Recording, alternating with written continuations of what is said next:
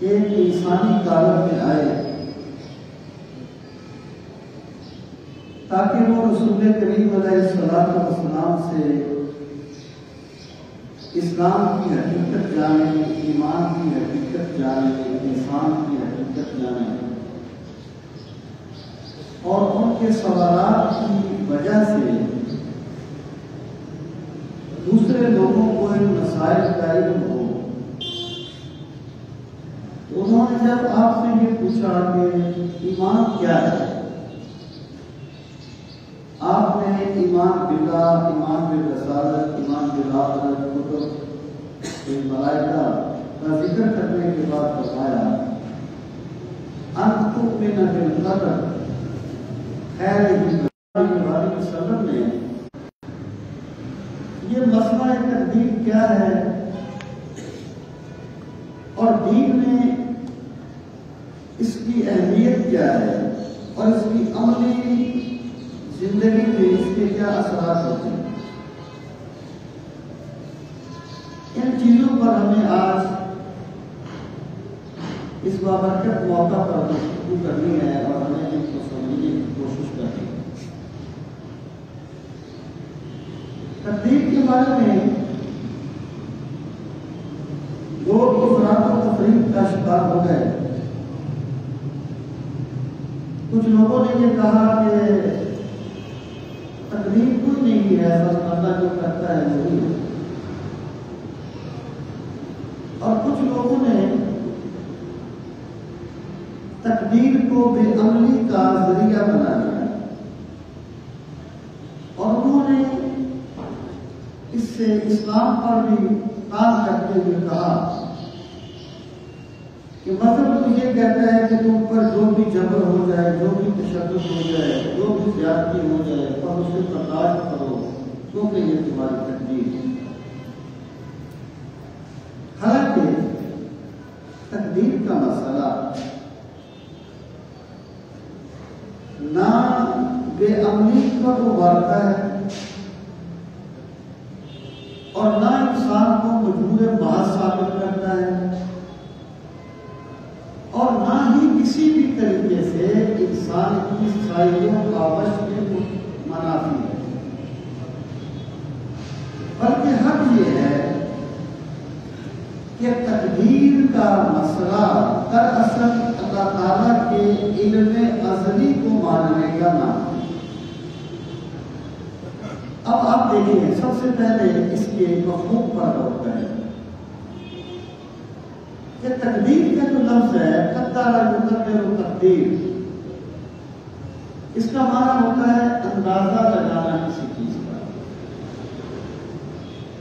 کسی چیز کا تخمینہ لگانا،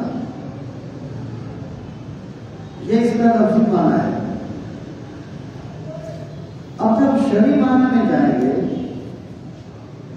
تو وہاں تقدیر کا معنی وہ ہوگا جو شریعت میں طے کیا گیا ہے۔ دیکھیں، اندازہ لگانا اور تخمینہ لگانا یہ تو انسان کا معاملہ ہے کہ وہ ایک چیز کو کما حقوق نہیں سمجھ سکتا، اندازہ لگا سکتا ہے۔ ایک چیز کے بارے میں کوئی 2 اور 2 4 کی طرح بات نہیں کر سکتا، تخمینہ لگا لیتا ہے۔ تو اندازہ اور تخمینہ جو ہے یہ تو انسانی اعمال ہے۔ مسئلہ تقدیر کیا ہے؟ مسئلہ تقدیر یہ ہے کہ اللہ تعالیٰ نے اپنے علم ازلی سے کائنات کی تخلیق سے 50,000 سال پہلے ہر جاندار کے لیے اس کا حصہ اور اس کا نصیب مقرر کر دیا، اس کو تقدیر کہا جاتا ہے۔ یعنی ایک انسان ہے، اللہ تعالیٰ نے اپنے علم ازلی سے اس کے بارے میں لکھ دیا کہ یہ ہوگا، یہ اس طریقے سے کرے گا اور اس کو یہ ملے گا، یا اگر یہ اس طرح کرے گا تو یہ ہوگا، اگر یہ اس طرح کرے گا تو یہ ہوگا۔ تو اللہ تعالیٰ نے انسان کا اور ہر چیز کا جو نصیب اور حصہ ازل میں متعین کر دیا، اس کو تقدیر کہا جاتا ہے۔ سامعین محترم، مسئلہ تقدیر جو ہے اس میں بنیادی طور پر 3 موقف ہیں، 3 آراء۔ ایک کو جبریہ کہتے ہیں، ایک قدریہ ہے، اور تیسرے آسان لفظوں میں آپ کو کہہ لیں کہ اہل سنت ہیں، ان کو اشاعرہ کہہ لیں، اشاعرہ کہہ لیں، یا کسی اور ماتریدی کہہ لیں، آپ آسان لفظوں میں کہہ لیں کہ وہ اہل سنت ہیں۔ جبریہ کا موقف یہ ہے کہ انسان مجبور محض ہے، اور ہمارے اردو شاعری میں اس کی سزائے بازگشت سنائی گئی کہ نہ حق ہم مجبوروں پر یہ تہمت ہے پکاری کی، نہ حق ہم مجبوروں پر یہ تہمت ہے پکاری کی، چاہتے ہیں سو آپ کریں ہم کو تو عبث بدنام کیا۔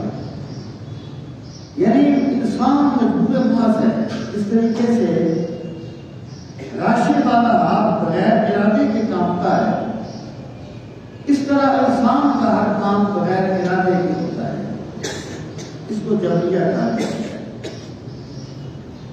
اس کے ریئیکشن میں دوسرا مسلک بنا ہے جسے قدریہ کہا جاتا ہے۔ انہوں نے کہا تقدیر کوئی چیز نہیں ہے، بس بندہ جو کرتا ہے وہ اس کی تقدیر ہے، اور حقیقت ہمیشہ 2 انتہاؤں کے درمیان ہوتی ہے۔ اشاعرہ یا اہل سنت کا موقف کہ انسان نہ ہے نہ مجبور محض ہے، اس کو گراؤنڈ ریالٹیز میں لے آئیں، آپ اصطلاحات کو چھوڑ دیں، آپ ویسے ذرا غور کرتے ہیں اس چیز پہ کہ کیا ایک انسان اپنی مرضی سے پانی نہیں پیتا؟ کیا وہ اپنی مرضی سے سچ یا جھوٹ نہیں بولتا؟ کیا وہ محسوس کرتا ہے کہ مجھے روکا گیا ہے؟ اور کیا انسان اپنی مرضی سے پیدا ہوتا ہے؟ کیا وہ اپنی مرضی سے کسی خاندان کو سلیکٹ کرتا ہے کہ میں اس خاندان میں پیدا ہوگا؟ غیر نہیں کرتا۔ ہمیں ماننا پڑے گا کہ گراؤنڈ ریالٹی یہ ہے کہ کچھ جگہ پر انسان کو اختیار دیا گیا ہے اور کچھ جگہ پہ انسان کو اختیار نہیں دیا گیا، یعنی اسے یہ تو حق حاصل ہے کہ وہ نماز پڑھے یا سوائے، سچ بولے یا جھوٹ بولے، لیکن اسے یہ حق حاصل نہیں ہے کہ وہ اپنی مرضی سے پیدا ہو، اپنی مرضی کے خاندان میں پیدا ہو، اپنی مرضی کی شکل و صورت لے کے آئے، یہ اس کے اختیار میں نہیں ہے۔ اہل سنت کا موقف یہ ہے کہ انسان جبر و اختیار کے درمیان ہے، انسان نہ مجبور محض ہے اور نہ مختار مطلق ہے، بلکہ اس کے درمیان ہے۔ سامعین محترم، میں یہیں پر یہ بات بھی عرض کروں کہ انسان اسی سطح تک مسئول ہے، جواب دہ ہے، جس سطح تک اسے اختیار دیا گیا ہے۔ یعنی اللہ تعالیٰ نے انسان کو مجبور محض بنا کے نہیں بھیجا، ورنہ بڑی سمپل سی بات ہے۔ ایک صاحب سے میری بات ہوئی، مجھے کہنے لگے کہ کیا ہے معاملہ؟ میں نے کہا کہ انسان کو کچھ اختیار ہے، کچھ کو مجبور ہے۔ مجھے کہتے ہیں کہ تم اپنی مرضی سے پیدا ہوتے تھے؟ میں نے کہا نہیں۔ اپنی مرضی سے مرو گے؟ میں نے کہا نہیں۔ اپنی مرضی سے کچھ خاندان چوائس کیا تھا؟ میں نے کہا نہیں۔ کہنے لگے کہ تمہارا اختیار کہاں گیا؟ میں نے کہا سر بڑی سمپل سی بات ہے یہاں میرا اختیار نہیں ہے، وہاں مجھ سے سوال نہیں کیا جائے گا۔ اللہ تجھ سے یہ نہیں پوچھے گا کہ آج نبوت میں کیوں نہیں پیدا ہو گیا تھا، تو نے سرکار کی نیت میں جہاد کیوں نہیں کیا تھا، پیدا ہونا میرے اختیار نہیں۔ یہاں میرا اختیار ختم ہے، وہاں میرا سوال ختم ہے، وہاں مجھے کوئی سوال نہیں ہوگا، اور جس حد تک میرا اختیار ہے اس حد تک مجھ سے سوال ہوگا۔ سبھی نے محترم، اب میں یہ بات کرتا ہوں کہ تقدیر کا مسئلہ اللہ تعالیٰ کے علم ازلی کا بیان ہے، اور بنیادی طور پہ تقدیر کی دو قسمیں ہیں، اور پھر میں اس کے متعلقات بات کرتا ہوں۔ ایک ہوتی ہے جس کو کہتے ہیں تقدیر مبرم، تقدیر مبرم، اٹل تقدیر، اٹل جو بدل نہیں سکتی، اور اللہ تعالی تقدیر مبرم بھی بدل سکتا ہے۔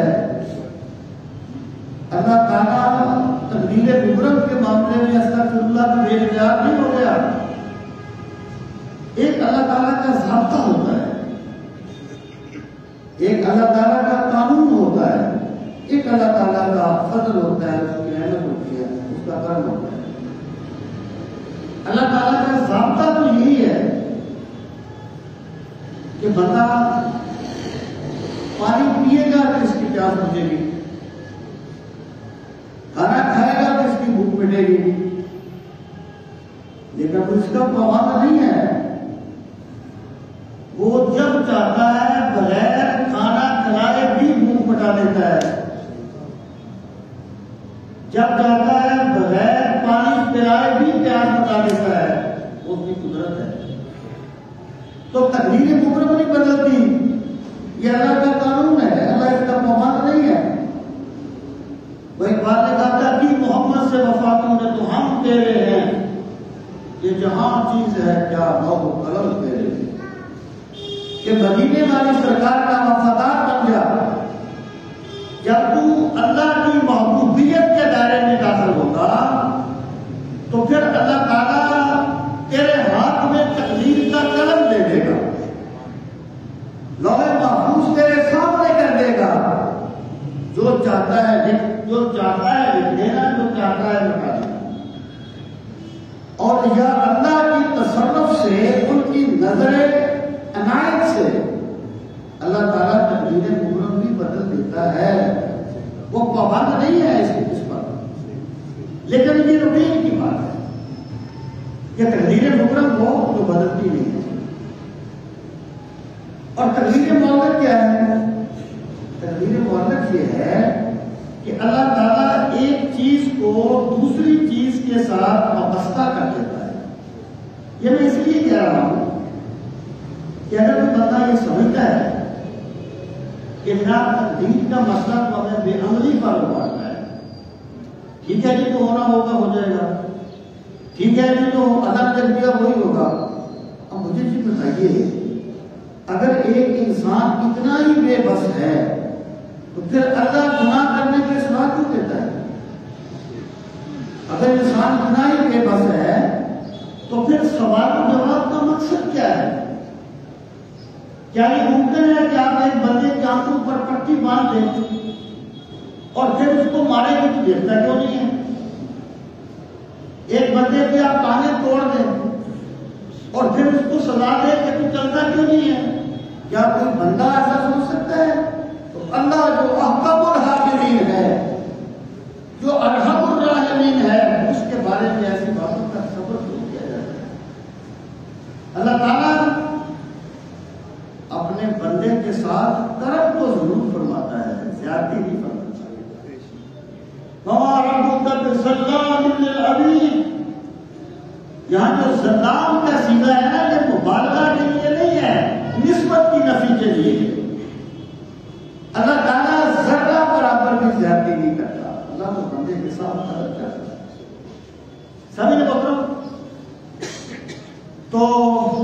جب کسی کا اختیار چھین کے بندہ کسی کو سزا نہیں دیتا کیونکہ وہ سمجھتا ہے کہ یہ انصاف کے مطابق نہیں ہے، تو اللہ تعالیٰ کے بارے میں یہ کہہ دینا کہ اس نے بندے کو اختیار تو نہیں دیا لیکن وہ بندے کو سزا دے گا، کیا یہ اللہ تعالیٰ کی ذات کے مطالعے عظیم نہیں ہے؟ اللہ تعالیٰ اس سے بات ہے۔ تو دوسری بات یہ ہے کہ یہ بات اپنے لاجیکلی، دوسری بات یہ ہے میں نے کر رہا تھا کہ تقدیر کی دو قسمیں ہیں، ایک تقدیر مبرم ہے جو اٹل ہے، بدلتی نہیں روٹین میں، اور دوسری تقدیر معلق ہے۔ تقدیر معلق یہ ہے کہ اللہ تعالیٰ ایک کام کو کسی کام کے ساتھ مشروط کر دیتا ہے۔ مثلا اللہ پاک نے فرمایا وَأَنْتُمُ الْأَعْلَوْنَ إِن كُنتُم مُؤْمِنِينَ، اگر تم ایمان والے ہو تو تم ہی سربلند ہو۔ مطلب کیا ہے؟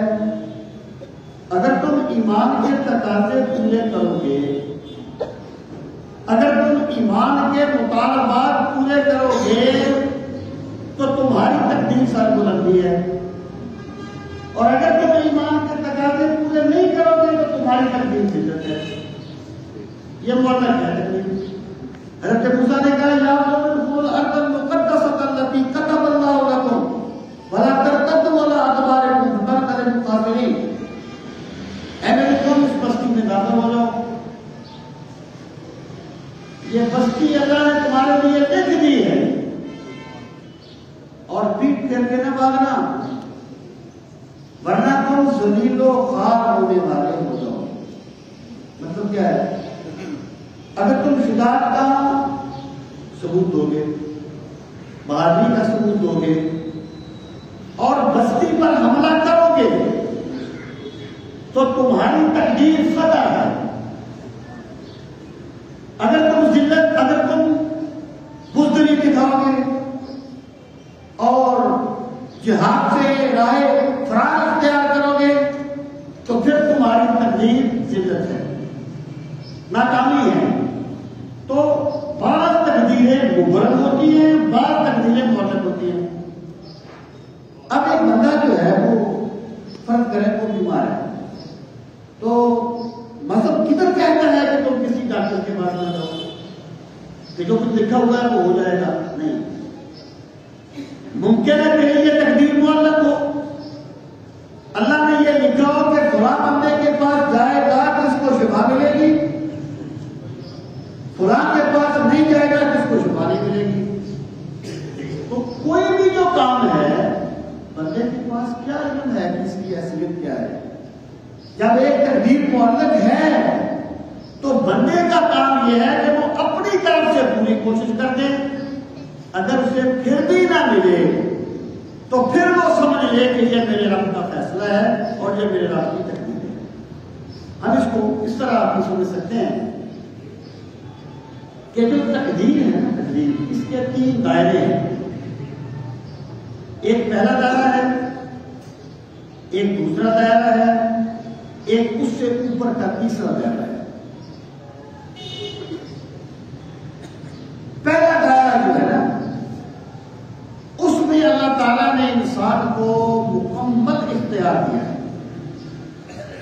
جیسے ایک بندہ بیٹھا ہے، اپنے ہاتھ کو ادھر کرے، اپنے ہاتھ کو ادھر کرے، پانی پیے نہ پیے، کھانا کھائے نہ کھائے، اللہ نے اس کو اختیار دیا۔ دوسرا دائرہ وہ ہے جہاں انسان کو کچھ اختیار ہے اور کچھ وہ بے بس ہے۔ مثلا ایک طالب علم ہے، اس کے پاس یہ تو اختیار ہے کہ وہ محنت کرے یا نہ کرے، اللہ نے اس کو اختیار دیا ہے۔ من شاء فلیؤمن ومن شاء فلیکفر، کوئی چاہے ایمان لائے چاہے کفر کرے۔ وہاں نہیں ہوتا ہدایت، ہم نے دو راستے دکھا دیے انسان کو، اما شاکر و اما کفور، شکر کرے یا ناشکری کرے۔ ایک طالب علم کو یہ تو اختیار ہے کہ وہ محنت کرے یا نہ کرے، لیکن مطلق کامیابی پانا یہ اس کے اختیار میں نہیں ہے۔ ممکن ہے اس نے پورا سال بڑی محنت کی ہو، لیکن این پیپر کی رات کو بیمار ہو جائے، اس کے ساتھ کوئی حادثہ پیش آ جائے اور پوری محنت کرنے کے باوجود بھی وہ اپنا مقصود نہ حاصل ہو، یہاں پر بندہ بے اختیار ہو گیا ہے۔ اور تیسرا دائرہ وہ ہے جہاں بندہ بالکل بے اختیار کہ وہ کب پیدا ہوا، کہاں پیدا ہوا، کس خاندان میں پیدا ہوا۔ سامنے محترم، یہ جو مسئلہ تقدیر ہے نا، اس کا مقصد بے عملی پر ابھارنا نہیں ہے۔ مسئلہ تقدیر کا مقصد انسان کو مایوسی سے بچانا ہے اور گمبھیر حالات میں صبر کا دامن اس کے ہاتھ میں آ جاتا ہے۔ مسئلہ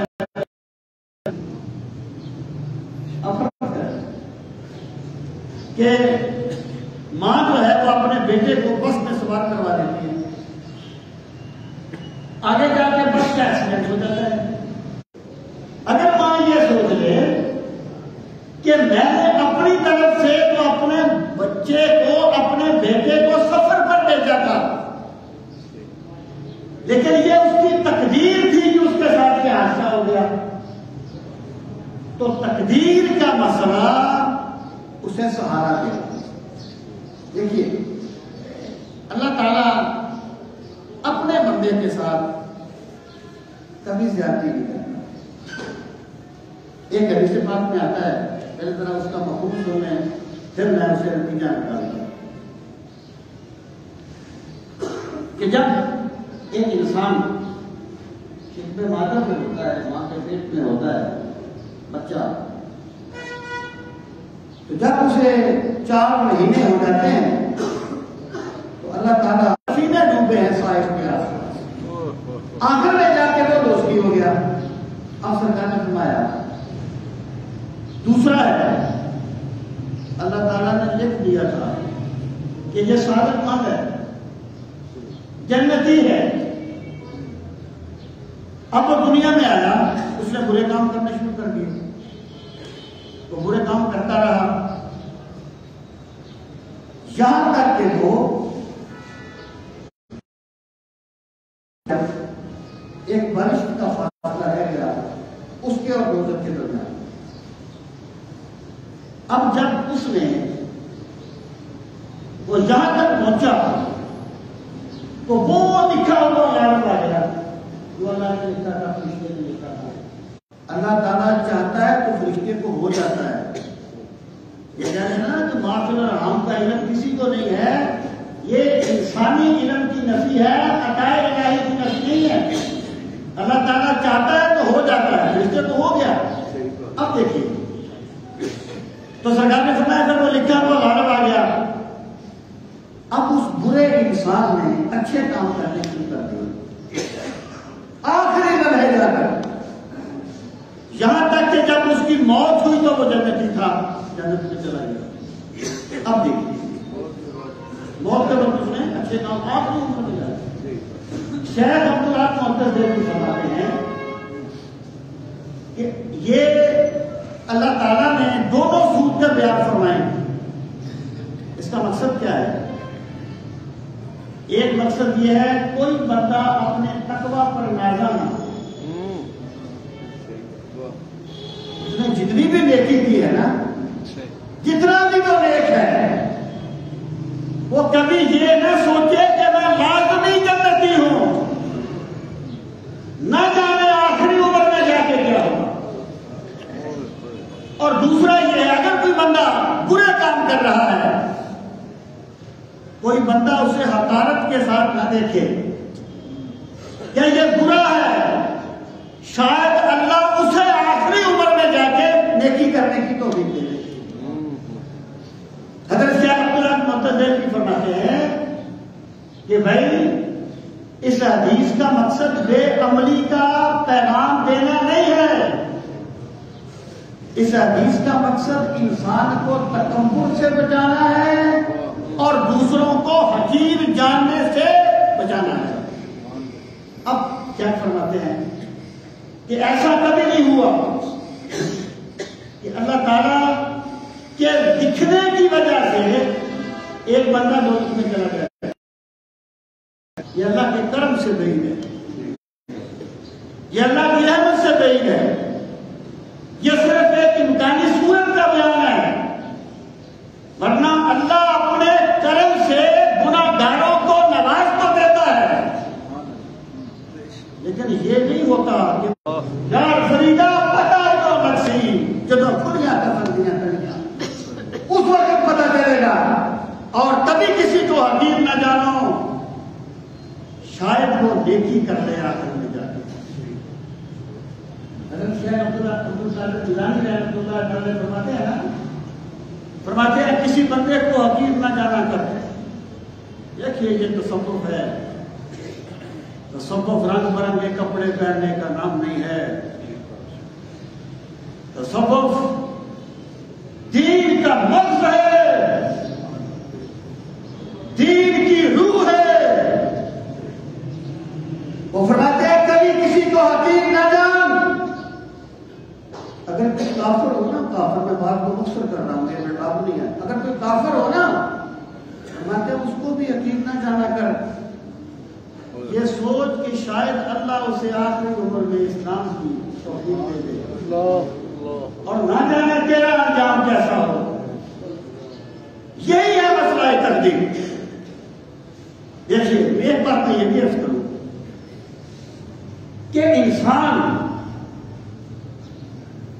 جو کچھ کرتا ہے اس لیے نہیں کرتا کہ اللہ نے لکھ دیا ہے تو اس نے کرنا ہے، اس کو کیا پتا اللہ نے کیا لکھا ہے؟ مجھے کیا پتا اللہ نے کیا لکھا ہے میرے بارے میں؟ انسان جو کچھ کرتا ہے اس لیے نہیں کرتا کہ اللہ نے لکھا ہے، اللہ نے لکھا اپنے علم سے، اور بندہ کرتا ہے اپنے اختیار سے۔ ایک طالب علم ہے، مثال دیتے ہیں، طالب علم ہے، نالائق ہے، استاد کیا دیتا ہے، میں لکھ دیتا ہوں یہ فیل ہو جائے گا، استاد لکھ دے کہ فیل ہو جائے گا، وہ فیل ہو جائے گا، اس لیے فیل نہیں ہوا کہ استاد نے لکھ دیا تھا، فیل اپنے کرتوتوں سے ہوا ہے، استاد نے اپنے تجربے سے لکھا تھا۔ اللہ تعالیٰ نے جو کچھ لکھا، اور پھر کبھی معلق اور مبرم کا فرق نہیں بولنا چاہیے، اللہ تعالیٰ نے جو لکھا اپنے علم کی بنیاد پر لکھا، اور بندہ جو کچھ کرتا ہے اپنے اختیار سے کرتا ہے، ورنہ سوال ہی پیدا نہیں ہوتا کہ بندے کے پاس اختیار تو نہ ہو اور اللہ گناہ کرنے پہ سزا دے دے، سوال ہی پیدا نہیں۔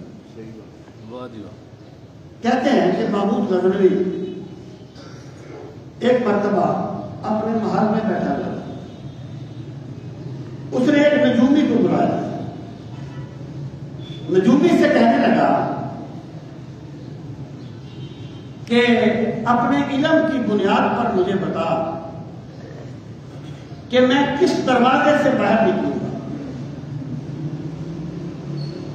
تو اس کے 4 دروازے تھے کمرے کے، اس نے کہا بادشاہ سلامت میں چیک لکھ دیتا ہوں، آپ باہر نکلیں، باہر نکل کے میری پرچی پڑھ لینا۔ تو اس نے لکھ دی، اس نے پرچی لکھ دی، اس نے کہا بھی 5واں دروازہ تھا، اس نے کسی ایک کا نام ہی لکھا ہوگا نا، محمود 5واں دروازہ تھا، اس سے لکھا، وہ باہر نکلا، اس نے دیکھا تو لکھا ہوا تھا یہ 5واں دروازہ بنائے گا، اس میں سے نکلا۔ اب وہ اس لیے نہیں نکلا تھا کہ اس نے لکھ دیا تھا، وہ نکلا سے لکھا تھا۔ بندہ کسی مرحلے پر اللہ تعالیٰ اس کو مجبور نہیں کرتا کوئی برا کام کرنے پر، ہاں یہاں پر بندے کا اختیار قدم پاس بات محترم، اب آ جائیں اس مسئلے کو، آخر دین میں اتنی بنیادی اہمیت دی کیوں گئی؟ جیسے جو اسلام کے بنیادی ارکان ہیں یا عقائد عقیدہ ہیں ان میں شامل کیا جائے۔ پہلی بات ہمیں یہ سمجھ لینی چاہیے کہ انسانی وجود پر حکمرانی اس کے نظریات کی ہوتی ہے۔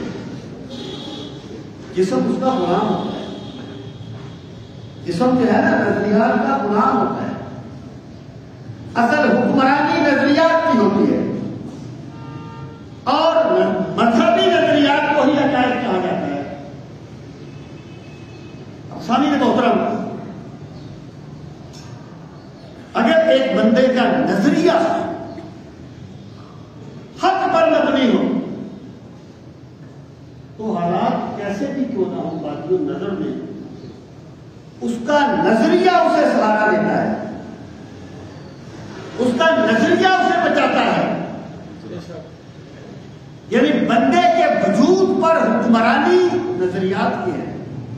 واسف علی قاسم نے کہا تھا نا کہ پریشانی حالات سے نہیں خیالات سے پیدا ہوتی ہے۔ اگر بندے کا نظریہ صحیح ہو نا اور بندہ سمجھ لے کہ میرا دائرہ کار کیا ہے تو وہ بڑی بڑی مصیبتوں میں بھی مسکراتا ہے۔ اگر بندے کا نظریہ غلط ہو جائے تو بظاہر حالات جتنے بھی ٹھیک ہوں بندہ کبھی بھی سکھ کی نیند نہیں سو سکتا، کیونکہ اصل سکون من کا سکون ہوتا ہے، تن کا نہیں، تن من کے تابع ہوتا ہے۔ وہ دیکھیں وہ جو حدیث پاک میں آتا ہے کہ اللہ تعالیٰ قیامت کے دن شہید سے پوچھے گا بتا تیری کوئی خواہش ہے؟ وہ کہے گا پروردگار تیری جنت کی نعمتیں کمال کی ہیں، کمال کی نعمتیں ہیں، لیکن میرے مولا جو لطف تیرے نام پر سر کٹانے میں آیا تھا نا وہ جنت کی نعمتوں میں نہیں آیا۔ سبحان اللہ۔ یہ کس چیز نے سکون دیا؟ نظریے نے، عقیدے نے، واہ جی واہ، کہ اگر میں اللہ کے نام پہ اپنی حیات عارضی قربان کر دوں گا تو میرا رب مجھے حیات سرمدی عطا فرمائے گا۔ سبحان اللہ۔ جس بندے کا من اجلا ہو حالات اس پہ اثر انداز ہو۔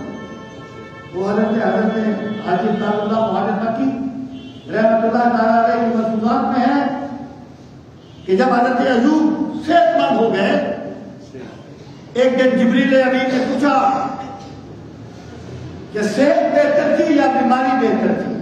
اب بندے کیا دیکھتے تھے کہ جناب بیمار ہیں، سارا کچھ چھن گیا ہے، مال تباہ ہو گیا ہے، بچے مر گئے ہیں۔ پوچھا صحت بہتر تھی یا بیماری بہتر تھی؟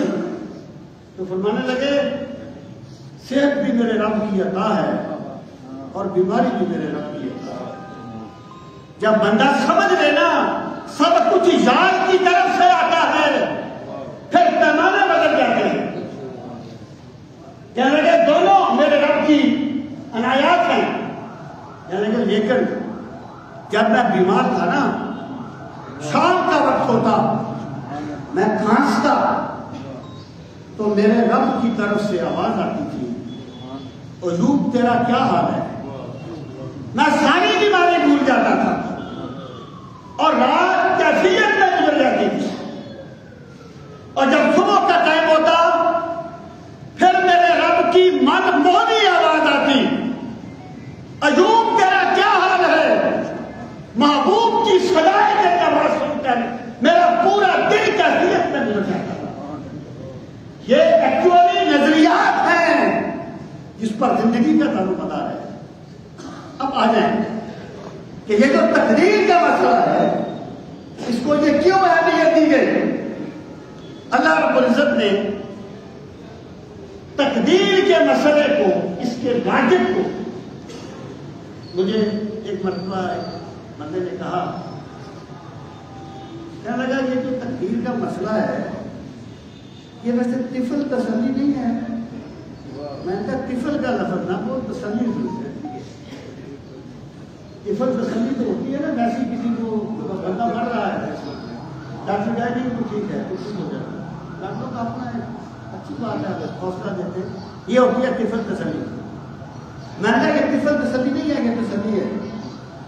اللہ تعالیٰ نے تقدیر کے مسئلے کو بیان کرتے اس کی واجب بیان کی لیکن علامہ فاتکم ولا تفرحوا بما آتاکم. یہ تقدیر کا فلسفہ یہ ہے تاکہ جو تمہیں نہ ملے اس پہ غم نہ کیا کرو. سمجھو جو میرے رب کی طرف سے فیصلہ ہے. واضح نے کہا تھا خوش نصیب وہ ہے جو اپنے نصیب کو کرے اور سب کچھ خدا کرتا ہے اور خدا جو کرتا ہے ٹھیک کرتا ہے. ایکچولی بندے کو چاہیے کہ اپنے دائرہ کار کو سمجھ لے. اگر بندہ اپنے دائرہ کار کو سمجھ لے نا اس کی زندگی کے دکھ اپنے آپ کٹ جائیں گے. بندے کا دائرہ کار نتائج دکھانا نہیں ہے. بندے کا دائرہ کار اپنی مرضی کے کام کرنا نہیں ہے. بندے کا دائرہ کار کوشش کرنا ہے. نتائج میرے رب کے دست قدرت میں ہیں. نتائج اللہ رب العزت کے دست قدرت میں ہیں. اگر بندے نے ایک کام کے لیے پوری کوشش کی اسے وہ چیز نہیں ملی اسے لازمی طور پہ طبی طور پر دکھ ہوگا. اللہ فرماتا ہے تقدیر کا مسئلہ اس لیے ہے تاکہ جو تمہیں نہ ملے اس پہ غم نہ کیا کرو. کہو میرے رب کا فیصلہ ہے اور میرے رب کا فیصلہ میری سوچ سے بہت آگے ہے. میرے رب کا فیصلہ میری سمجھ سے بہت آگے ہے. جب بندہ یہ سمجھ لے گا اس کا دکھ ختم ہو جائے گا اس کی ٹینشن ختم ہو جائے گی. وہ انڈیا کے ایک مفکر تھے وہ کہتے تھے کہ بندہ اس وقت پریشان ہوتا ہے جب وہ یہ چاہتا ہے کہ کائنات ویسے چلے جیسے میں چاہتا ہوں. میں چاہتا ہوں کہ مجھے فلاں چیز ملے. میں چاہتا ہوں کہ میرے شریف کے بیٹے کی شادی ہے سخت آندھی آنی چاہیے سخت بارش ہونی چاہیے. وہ کہتا ہے کائنات ویسے چلے جیسے میں چاہتا ہوں. اللہ فرماتا ہے نہیں کائنات ویسے چلے گی جیسے میں چاہتا ہوں. بندہ کہتا ہے مولا مجھے سمجھ تو آئے کہ یہ کام کیوں ہو گیا. ذہین میں تھا دوڑ اس کے پاس زیادہ آ گئی. محنت میں نے کی منصب اس کو بڑا مل گیا. اللہ فرماتا ہے تجھے سمجھ آنا بھی ضروری نہیں ہے. جب بندہ اپنی عقل اور حکمت الہی میں تضاد پاتا ہے وہاں وہ پریشان ہوتا ہے. اور صوفیہ کی اصطلاح میں اللہ تعالی بندہ اپنا کوشش کر کے نتیجہ اللہ کے سپرد کر دے اس کو تسلیم کہا جاتا ہے.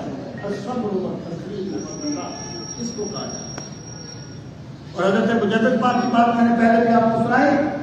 جب اس بندے نے کہا کہ حضرت ایک بات بتاؤں گا حضرت مجھے کوئی وصیت کیجیے. آپ نے اسے دو باتیں بتائیں. ایک بات یہ فرمائی کہ زندگی میں بندہ بن کے جینا خدا بننے کی کوشش نہ کرنا. اس نے کہا حضرت میں خدا بننے کی کوشش کیسے کروں گا. میں یاد رکھ وہ ذات جس کا ہر کام اس کی مرضی کے مطابق ہوتا ہے وہ صرف اللہ کی ذات ہے. اگر تو چاہے نا تیرا ہر کام تیری مرضی کے مطابق ہو تو اپنے آپ کو خدا بنانا چاہتا ہے. بنا نہیں سکے گا ٹینشن سے مر جائے گا. تو لوگوں تقدیر کا مسئلہ اس لیے ہے تمہاری کوشش کے باوجود جو تمہیں نہ ملے اس پہ دکھ نہ کیا کرو. اس کو خدائی فیصلہ سمجھا کرو. جب زیادہ رام نے کہا کہ سب کچھ لکھا جا چکا ہے تو پھر کوشش کس لیے ہے؟ آپ نے فرمایا تمہیں کس نے کہہ دیا کہ کوشش تقدیر سے باہر ہے؟ بندے کا کام کوشش کرنا ہے، پھر بھی جو نہ ملے اسے اللہ کے سپرد کرنا ہے۔ اور پھر فرمایا وَلَا تَفْرَحُوا بِمَا آتَاكُمْ، اور جو کچھ تمہیں مل جائے نا اس پہ تکبر نہ کیا کرو، بلکہ یہ کہا کرو رب نے لکھا تھا تو مجھے مل گیا،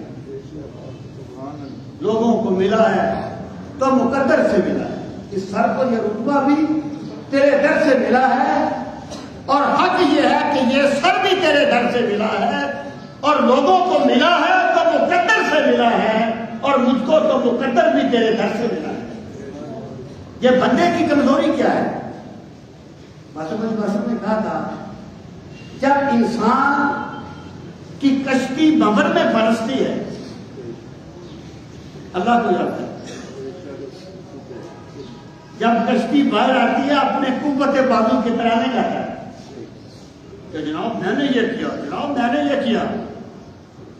اگر تو کوشش کر رہا ہے نا تو کوشش بھی اس کی عطا سے کر رہا ہے۔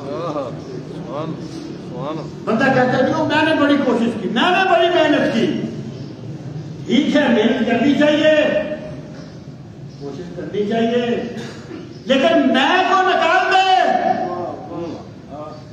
کیا میرے رب نے کرم کیا مجھ پر؟ اگر تیرا خدا تجھے ماں کے پیٹ سے اپاہج کر کے پیدا کر دیتا تو کیا بگاڑ لیتا اس کا؟ اگر تجھے انڈا کر کے پیدا کر دیتا تو کیا بگاڑ لیتا اس کا؟ تیرے ایک بیماری لگ جائے، تیری ساری دولت لگ جائے، پھر بھی بیماری نہ جائے، تو کیا کر سکتا ہے؟ جب میں آتی ہے نا میں، یہ تو عقیدہ توحید کی کمزوری کا نتیجہ ہے۔ تقدیر کا مسئلہ اس لیے ہے، اس لیے نہیں ہے کہ تم بندہ یہ کہے کہ میں کیا کر سکتا ہوں، سب کچھ لکھ دیا اللہ نے۔ تقدیر پہ ہم کی طرف نہیں دیتی، تقدیر یہ کہتی ہے کہ محنت پوری کر، اگر پھر بھی تجھے نہ ملے تو معاملہ اللہ کے سپرد کر دے، سمجھ کے اللہ نے لکھ دیا، اور جو تجھے مل جائے اس پہ میں کی گردان نہ کرنا، میں کی تسبیح نہ پڑھنا، کہنا میرے رب نے فضل فرمایا ہے کہ مجھے یہ چیز مل گئی۔ یہ ہے وہ تقدیر کا مسئلہ۔ اب دیکھیں علامہ اقبال کے کلام میں دونوں چیزیں پائی جاتی ہیں۔ کہیں وہ جب اس کی والدہ فوت ہوئی وہ کہتا ہے ذرہ ذرہ دہر کا زندانی یہ تقدیر ہے، یہ ایک مرحلہ ہے تقدیر کا۔ اور پھر وہ کہتا ہے کہ تقدیر کے پابند لگا کا تو جماعت مومن صرف آقا میں الہی کا ہے پابند، اس میں تضاد نہیں ہے، یہ دائرہ کار کے متعلق بات کی گئی۔ اللہ تعالیٰ ہم سب کو دین کا فہم صحیح نصیب فرمائے۔ وما علینا الا البلاغ المبین۔ یہ نظرات سنتے ادا کرنی ہے تو سنتے ادا کرنا ہے۔